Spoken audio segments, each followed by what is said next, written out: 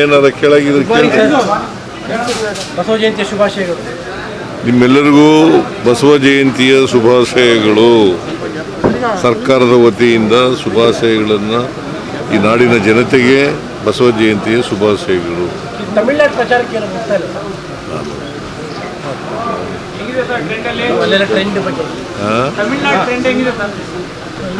ಗೊತ್ತಿಲ್ಲ ನನಗೆ. ಇರೋ ಇನ್ಫಾರ್ಮೇಷನ್ ಪ್ರಕಾರ, ನಾನು ಹೋಗಿಲ್ಲ ಅಲ್ಲಿಗೆ, ಇರೋ ಇನ್ಫಾರ್ಮೇಷನ್ ಪ್ರಕಾರ DMK ಗೆಲ್ತದೆ ಅಂತ. DMK and it's alliance.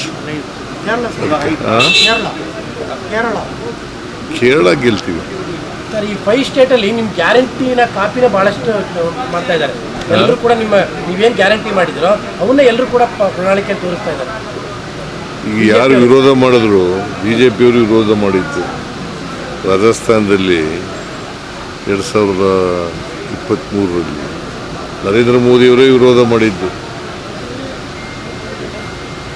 ಇದನ್ನು ರಾಜ್ಯಗಳು ಮಾಡೋಕ್ಕೆ ಬರಲ್ಲ, ಮಾಡಿದ್ರೆ ಆರ್ಥಿಕವಾಗಿ ದಿವಾಳಿ ಆಗಿಬಿಡ್ತವೆ ಅಂಥೇಳಿ ನರೇಂದ್ರ ಮೋದಿಯವರು ಹೇಳಿದರು. ಈಗ ಅವರೇ ಮಾಡ್ತಾ ಇದ್ದಾರೆ.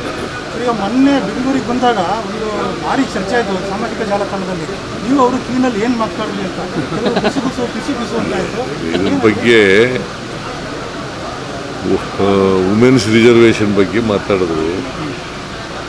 ನಿಮ್ಮ ನಿಲುವೇನು ಅಂತ ಕೇಳಿದ್ರು. ನಾವು ವುಮೆನ್ ರಿಸರ್ವೇಷನ್ ಪರ ಇದ್ದೀವಿ ಅಂತ ಹೇಳಿದೆ. ಈಗ ಡಿಲಿಮಿಟೇಷನ್ ಹೊಸ ಸೆನ್ಸಸ್ ಪ್ರಕಾರ ಆಗಬೇಕು, ಇಲ್ಲ ಹಳೆ ಸೆನ್ಸಸ್ ಪ್ರಕಾರನೇ ಆಗಬೇಕು? ನನ್ನ ಪ್ರಕಾರ ಡಿಲಿಮಿಟೇಷನ್ ಮಾಡಬೇಕಾದ್ರೆ ಹೊಸ ಸೆನ್ಸಸ್ ಆದಮೇಲೆ ಮಾಡೋದು ಒಳ್ಳೆಯದು.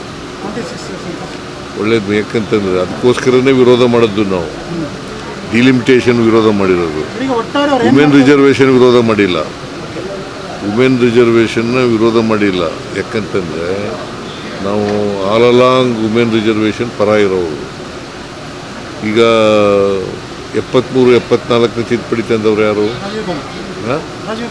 ರಾಜೀವ್ ಗಾಂಧಿ. ಮತ್ತು ಕಾಂಗ್ರೆಸ್ ಪಾರ್ಟಿ ಅಲ್ವಾ 73-74.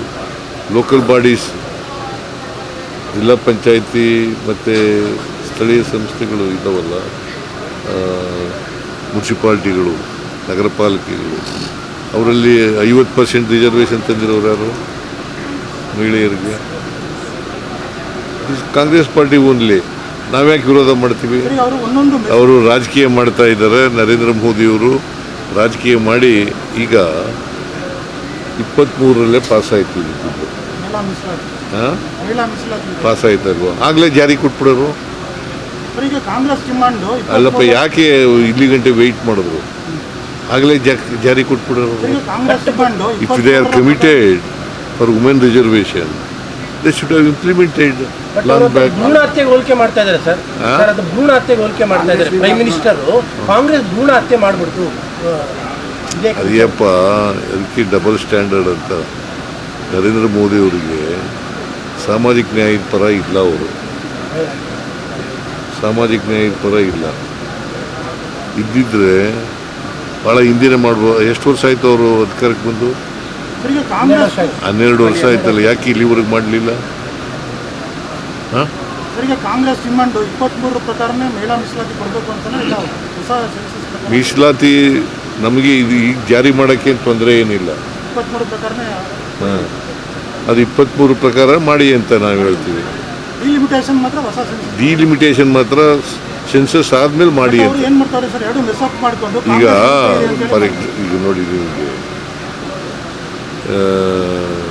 50% ಅಂತ ಮಾಡಿದ್ದಾರೆ. 50% ಎಲ್ಲ ರಾಜ್ಯಗಳಲ್ಲೂ ಹೆಚ್ಚು ಮಾಡ್ತೀವಿ. ಸಪೋಸ್ UP, ಕರ್ನಾಟಕ, UPನಲ್ಲಿ ಎಷ್ಟಾಗುತ್ತೆ? 120 ಆಗುತ್ತೆ, 42 ಆಗುತ್ತೆ. ಸೊ ನಮಗಿಂತ ಜಾಸ್ತಿ ಎಷ್ಟಾಗುತ್ತೆ ಅವರು? ಅದಕ್ಕೆ ಸೆನ್ಸಸ್ ಮಾಡಿ ಅದನ್ನು ಸರಿಯಾದ ರೀತಿಯಲ್ಲಿ ಮಾಡಬೇಕು.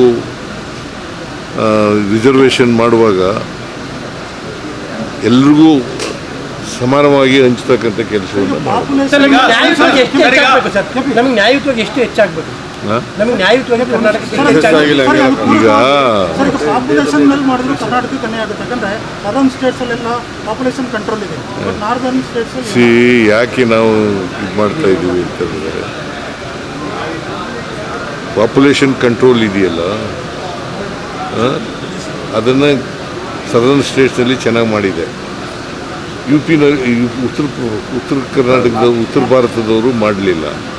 ಸೊ ಈಗ ಅವ್ರ ಜನಸಂಖ್ಯೆ ಜಾಸ್ತಿ ಆಗಿದೆ, ಅವರು ನ್ಯಾಚುರಲಿ ಅವ್ರಿಗೆ ಅನುಕೂಲ ಆಗುತ್ತೆ, ನಮಗೆ ಅನಾನುಕೂಲ ಆಗುತ್ತೆ. ಸರ್ ಬಿಜೆಪಿ ಅವರು ಹೇಳ್ತಾ ಇರೋದು ಮುಂದಿನ ದಿನಗಳಲ್ಲಿ ದೇಶದ ಮಹಿಳೆಯರು ಕಾಂಗ್ರೆಸ್ಗೆ ಪಾಠ ಕಲಿಸುವಂತ ಕೆಲಸ ಮಾಡ್ತಾರೆ ಅಂತೇಳಿ ಮೋದಿ ಆದಿಯಾಗಿ ಎಲ್ಲರೂ ಹೇಳ್ತಾ ಇರೋದು. ರಾಜಕೀಯ ಮಾಡ್ತಾ ಇದ್ದಾರೆ. ಮೋದಿಯವರು ರಾಜಕೀಯ ಮಾಡ್ತಾ ಇದ್ದಾರೆ. ಅವ್ರಿಗೆ ಈಗ 23ರಲ್ಲಿ ಪಾಸ್ ಆಯ್ತಲ್ಲ, ಆಗಲೇ ತಂದಿದ್ರು ಯಾರು ವಿರೋಧ ಮಾಡ್ತಿದ್ರು ವುಮೆನ್ ರಿಸರ್ವೇಷನ್ನ. ಇದನ್ನು ವುಮೆನ್ ರಿಸರ್ವೇಷನ್ನು ಮತ್ತು ಡಿಲಿಮಿಟೇಷನ್ ಒಟ್ಟಿಗೆ ಯಾಕೆ ತಗೊಂಡ್ಬಂದರು? ಕಾನ್ಸ್ಟಿಟ್ಯೂಷನ್ ತಿದ್ದುಪಡಿ ಯಾಕೆ ಮಾಡೋದಕ್ಕೆ ಹೋದರು? ನೋಯಿಂಗ್ ಫುಲ್ಲಿ ವೆಲ್ ಅವ್ರಿಗೆ ಬೇಕಾಗಿಲ್ಲ 2/3 ಇಲ್ಲ ಅಂತ ಅವ್ರಿಗೆ ಗೊತ್ತಿದ್ದು ಕೂಡ ಯಾಕೆ ಮಾಡಿದ್ರು? ಮಹಿಳಾ ಮೀಸಲಾತಿ ಅವ್ರಿಗೆ ಬೇಕಾಗಿಲ್ವಾ ಅಂತ. ಯಾರಿಗೆ? ಬಿಜೆಪಿ ಸಾಮಾಜಿಕ ನ್ಯಾಯಕ್ಕೆ ವಿರುದ್ಧ ಅವರು. ಸರ್ ಈಗ ಸರ್ ಯಾರೀಸ್ ಅವ್ರ ಮನೆ ಮೇಲೆ ರೈಟ್ ಹೆಚ್ಚಿನ ವಿಡಿಯೋಗಳಿಗೆ ಪ್ರತಿಧ್ವನಿ ಯೂಟ್ಯೂಬ್ ಚಾನೆಲ್ ಸಬ್ಸ್ಕ್ರೈಬ್ ಮಾಡಿ, ಬೆಲ್ ಐಕಾನ್ ಕ್ಲಿಕ್ ಮಾಡಿ.